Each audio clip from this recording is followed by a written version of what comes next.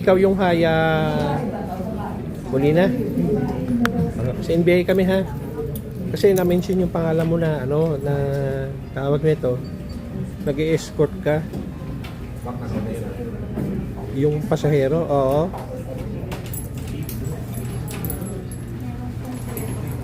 Meron. Hindi, may conversation eh.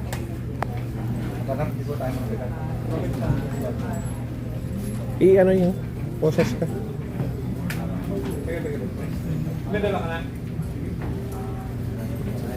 Bawa, basa mo, warning. Good afternoon, members of the media. Welcome to our press conference this afternoon involving the arrest of one individual for violation of Republic Act 11862 or the Expanded Trafficking in Persons Act of 2022. We have with us for this press conference Bureau of Immigration officials headed by Ms. Dana Sandoval, BI spokesperson, and also with us is Mr. Melvin Mabulak, the deputy spokesperson of the Bureau of Immigration. For the opening statement, Deputy RD Ferdinand Lavin, sir. Good afternoon. Thank you, Chief Demetria. We welcome again our counterparts, Spokes Dana Sandoval and Deputy Spokes Melvin Mabulak for this joining us for this positive operation. This is a joint operation between NBI, International Airport Investigation Division, and the Bureau of Immigration. The instruction of the director, good director, Judge Jaime Santiago, is to take a more aggressive operations as regards violations of human trafficking, which falls as one of the primary jurisdictions of the NBI. We have here an operation which resulted in the arrest of a lady employee assigned at the airport trying to facilitate the departure or the exit of a passenger bound for Kuala Lumpur. For the details of the operation, we have here Executive Officer Marvin Villano of the International Airport Investigation Division. Magandang hapon po sa lahat. Ito pong operation na ito na pagkahuli po ng isang empleyado na private employee na nagsaserve po sa Bureau of Immigration. Sa tulong po ng Bureau of Immigration at sa NAIA Task Force, na-discover po na itong si Kaya Molina ay nag-e-escort na nagpa-facilitate para po makalipad ang isang pasahero na tinatatakan po ng departure stamp na peke sa halagang 120 noong June 4, 2025. Thank you po. John? Yes, sir. You are recognized. Magandang hapon ho, Dana. May medium ama ang hinihingi sa mga recruiters yung yung nahuli natin. Sorry po, hindi ko lang po nakuha. Mga presyo, mga magkano hinihingi niya sa mga tinutulungan niya? Doon po sa na-intercept natin, nagsimula po kasi ito sa isang biktima niya na na-intercept po natin noong June 4, kung saan yung passenger ay papuntang Malaysia. Ito pong taong ito ay gustong shortcut at naghanap po ng fixer para makaalis, ma-escort siya palabas ng bansa. Ngayon nag-contact siya allegedly online nitong individual na ito. And ang unang offer sa kanya is 120,000 pesos. But she received another offer from another individual na seemingly siya rin, ito rin. It lowered that to 100,000 pesos. At sabi, full package. So, i-escort na siya all the way sa loob po ng boarding gates. But nung na-intercept po itong passenger na ito ng ating mga immigration officers, nakita po nila na peke ang pantatak na naka-impress dun sa pasaporte nung biktima na iyon. Ang nangyari po, kinita niya yung kanyang kausap sa isang restaurant inside NAIA Terminal 3. Inabot niya yung passport, kumain muna siya, nagmerienda muna siya. After 30 minutes, bumalik yung kanyang pasaporte, may tatak na. Meron nang nakatatak doon sa passport na departure stamp. At nung nakita ng ating mga immigration officer, nahuli siya dahil peke yung pantatak na ginamit sa kanya. Second question lang. Sa ginagawa niya, siya lang makisa gumagawa o mayroong katsaba pa ibang tao?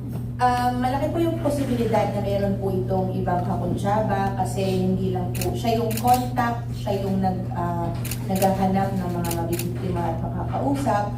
Meron pong iba na parang yun yung pinagbibigyan ng pasaporte at yun yung nagtatatak ng fake na stamp doon sa kanyang pasaporte. Kung makita niyo po yung tatak, it's very crude. Pag tinignan po ng ordinaryong mamamayan, parang regular departure stamp. But pag tinignan po ng immigration officers, makikita napakadaming mga inconsistencies doon sa mismong pagtatak at very obvious to the eyes of immigration officers na peke po yung ginamit na pagtatak. Thank you very much. Question? Yes, Sir John. Magandang araw po, John Consulta, GMA Integrated News. For NBI and DI po. Mayroon po ba tayong information kung saang trabaho po dapat pupunta yung ating pong client na sinubukang escorta ng ating pong subject? At kung meron na po ba tayong idea kung gaano na po katagal nagaganap itong ginagawa ng quote-unquote escort service sa loob ng airport po? Sir Jan, pupunta po siya sa Myanmar, according to her, doon sa complainant, susunod sa boyfriend and maghahanap din po ng trabaho sa Myanmar, which is medyo delikado itong Myanmar dahil ito po yung palaging pinupuntahan ng mga Pilipino na nagiging scammer. Kaya po, butit maaga po yung immigration officer na naka-intercept. Yung sa tagal po ng kung kailan po ito nangyayari, magkakaroon po pa kami ng further investigation po.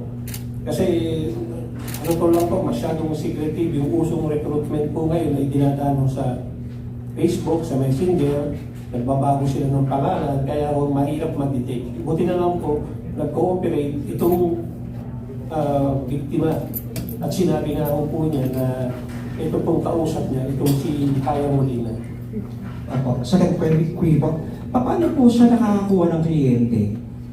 Meron po ba siyang FB account, through social media, o through referral? Paano po siya nagkakaroon ng mga clients para po sa ganitong klase ng pag-escort? Basically, sa akin nakita upon verification investigation sa social media chat. Sa Facebook, nagre-recruit talaga the usual one na ginagamit ng mga recruiter, even posting, facilitating na they could help even sa airport. Yun po ang ginagawa nila at nakita natin upon checking din for the verification coordination of the NBI, talaga yun ang modus niya. Magsasabi siya na mayroon siyang kakilala and using yung counterfeit na Beeps to Border Immigration Border Stamp at nang nakita ng secondary inspector natin doon na pag-alaman na peke ito at nagkaroon tayo, it triggers for further investigation at nalaman natin that the way she recruits through social media. Uling query na lang, sir. Ma'am, paano po siya nakakapasok po sa area po ng airport po natin? At tumutupad po ba siya sa pangako niya na hanggang sa boarding gates nakaka-penetrate po siya? And if so, paano po nangyayari yun? Tama po kayo. Ang taong ito, subject natin, siya po ay third-party provider ng immigration, meron kasi tayong the ACRI card for the foreign national. Ang third-party provider nito, nag-deploy sila ng tao para sa kanilang maintenance, mga query, but they are not actually connected with the Bureau of Immigration. Considering na andoon sa airport, meron din silang pass from the airport.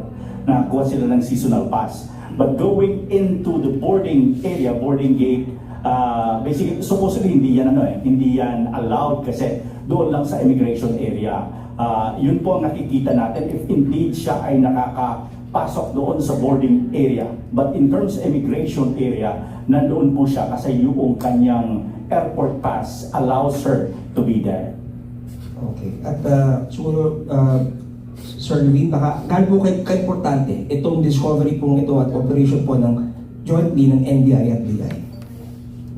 Ito ay pagbibigay mahalaga sa aktibong drive ng ating pamahalaan in combating human trafficking, especially or illegal migration, especially itong favorite destination places. At nagpapasalamat kami sa aming counterpart. This is in line with protecting our minor children and the overseas Filipino workers and the tourists, na ini-scam dito at pagdating doon na yung human trafficking will take effect. They are being forced into jobs which hindi naman yun ang tamang trabaho na sinabi dito. Importante ito ay kautusan ng ating Director, Judge Jaime Santiago, at inline ito dun sa kagustuhan at polisiya ng ating Presidente, President Bongbong Marcos, dun sa pagprotekta ng ating mga overseas Filipino workers. Ma'am Dana, baka may dagdag ka pa po. Yes, malaking bagay po yung ganitong partnership with NBI, ng Bureau of Immigration at NBI. Kasi kung dati po, basta na lang natin pinipigilan at doon na nagtatapos yung istorya. Ngayon po all the way up to pagkaso sa kanila, pagkakakulong sa kanila, kita po natin na ang dami na for this year, parang almost 20 na yung mga na-intercept at nakakasuhan. Yun po kasi ang pinakamahalaga dito sa pagpigil natin sa human trafficking is makasuhan at makulong po yung mga perpetrators, hindi lang yung basta mapipigilan natin yung mga biktima, but makukuha natin yung root nitong mga ito. Actually, ma-share ko lang po, this is not the first case of the fake stamp na na-encounter natin for this year. I think this might be the third or the fourth case na na-encounter natin. So nakikita natin yung trend na paulit-ulit may attempt at paulit-ulit po natin na-i-intercept. Pero yung kawawa pong biktima, nagbabayad ng hundreds of thousands of pesos. So ang pagkahuli po nito, I guess serves as a big warning doon sa mga sindikato na yon, na pinipilit dumaan sa illegal na paraan para po ma-escort at matulungan pong umalis itong mga kababayan natin na nais lamang magtrabaho abroad. At of course, lahat po yan ay alinsunod sa direktiba ng ating Commissioner, si Commissioner Viado, at inline po doon sa polisiya ng ating Pangulong Bongbong Marcos na higpitan po yung pagbabantay sa ating mga paliparan para mapigilan po itong mga masasamang loob na pinipilit gawin yung mga illegal na aktibidades nila. Yung ating bagong Pilipinas ngayon, hindi na iigi at hindi na uubra po yung mga ganyang style. Salamat po. Question? Yes, Magkari, de Guzman, ABS-CBN. Sir, i-clarify ko lang po yung lugar, yung destination, Myanmar po or Malaysia? Kuala Lumpur? Myanmar po. Sa Myanmar, hindi po to sa Kuala Lumpur. Hindi po ma'am. Okay. Next po, unang beses po ba niya ito nagawa or may naipadala na po siya sa ibang bansa? Yung ating pong suspect. Regarding that po, we are still conducting further investigation kung meron na siyang mga previous clients na naging successful yung pagpapalabas sa kanya sa ibang bansa. Nabanggit din po ni Sir Melvin kanina na parang may access po sila doon sa malapit po din sa may boarding pass. Ano po ba yung pinakatrabaho niya din, sir? In layman's term, private employee po siya ng anong klaseng contractor? Basically, we are for the maintenance lang ng IT. Sa IT kasi sila, if there are queries pertaining to foreign national who or holders ng ACRI card, alien certificate of registration, your residents here, may mga tamang visa dito, they are the one assisting the Bureau of Immigration. That's why they are there at that area, and they do have airport pass na binibigyan ng authority ng airport din, considering that they are providing that services. Mai-add ko lang, ang main na kanilang sinaservice is yung reader ng mga ACRI cards namin. So there's an actual reader that is provided by a third party company. Yun yung sinaservice nila on the IT side. So they're not part of the actual operations per se of the Bureau, but kung merong technical problem yung machinery natin doon, they are there to conduct. Kasi hindi pwedeng naglalag yan or hindi pwedeng nasira siya tapos bukas pa dadating yung mag-aayos or mag-repair, because it would hamper the operations of doon sa paliparan natin. So lagi yung may naka-standby na personnel as an IT support doon sa machinery na ginagamit to read the ACRI cards. Ma'am, so possible po kaya na may mga kasama po siya, iniimbestigahan na po ba natin yung mga identities ng third party na ito? That's a possibility po. Maaari pong may mga kakuntsaba rin po siya sa labas. With regards po sa loob ng Bureau of Immigration, sa ngayon po wala naman po tayong nakikitang links niya sa loob. Particularly, kita rin po natin, peking pantatak ang kanyang ginagamit at mukhang ang ginagawa po nilang modus, like in the past, yung mga nai-intercept po natin, matapos tatakan ng peking pantatak, inaabandona na nila yung passenger. So yung passenger with the fake stamp, bahala ka na kung paano ka dadaan sa immigration at makakapasok sa boarding gate. Yun yung kanilang modus. Literally scamming other people. So it's trafficking and it's scamming them by providing them, by promising them services na hindi naman din nila dinideliver. Fake yung mga binibigay nila. So yan po yung mga nakita po during the investigation. But yun nga po, the NBI would be conducting further investigation on this dahil baka meron pa yung mga tira-tira na mga kakuntsaba dyan sa labas na maaaring ituloy yung modus po na kanyang ginawa. Thank you po. Thank you, Karen. Any more question? Jillian? None? So with that, for the closing message, spokesperson Levinson. Yes. Muli itong positive joint operation ng BI at ng NBI ay isang pagpapatibay ng ating pagbabantay sa ating mga paliparan, ng ating mga regular ports, ng airport, ito seaport. At ito ay papasinungalingan natin dito na may mga regular employees ng BI na involved. As a matter of fact, sila na nga ang humihingi sa atin ng joint operation. Kung ito nga ay hindi ito regular employee, ito ay contractor nila, third party contractor kung tawagin nila, at nililinis nila yung kanilang hanay o kung sino man yung mga fixer na nagpapakilala, part sila ng BI.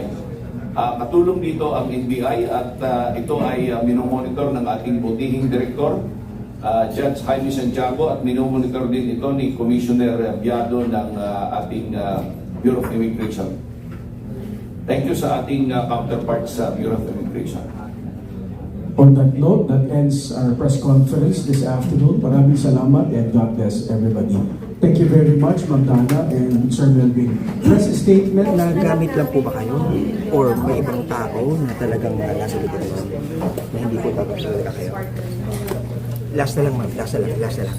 Meron po ba kayong pagsisisi kung meron man doon po sa... Wala.